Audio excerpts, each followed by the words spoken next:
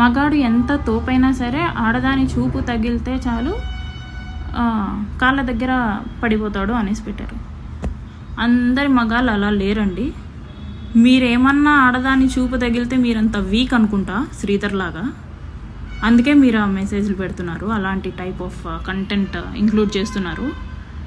మగాళ్ళు అంతా వీక్గా అయితే లేరు, స్ట్రాంగ్గా ఉండే మగాళ్ళు కూడా ఉన్నారు. ఒక మోటోతో, ఒక ఎథిక్స్తో, ప్రిన్సిపల్స్తో ఉండే మగాళ్ళు కూడా ఉన్నారు. అమ్మాయిని మోసం చేయకూడదు, మా ఇంట్లో కూడా అమ్మ, నాన్న, అక్క, భార్య, ఆడవాళ్ళు ఉన్నారు, సో అవతలు ఉండేది కూడా ఒక ఆడదే అని ఆలోచించే మగవాళ్ళు కూడా ఉన్నారు. ఏం పేరు, కన్నంపల్లి ప్రసాద్ గారు, మీరు నిజంగా నిజాయితీగా మాట్లాడుతున్నట్టుగా ఉంటే, అమాయకుడు అంటున్నారు కదా శ్రీధర్ని, వాళ్ళమ్మ మొలతాడు గురించి మాట్లాడతాడండి. వాళ్ళమ్మ మొలతాడు గురించి మాట్లాడాడు ఒకసారి నాతో.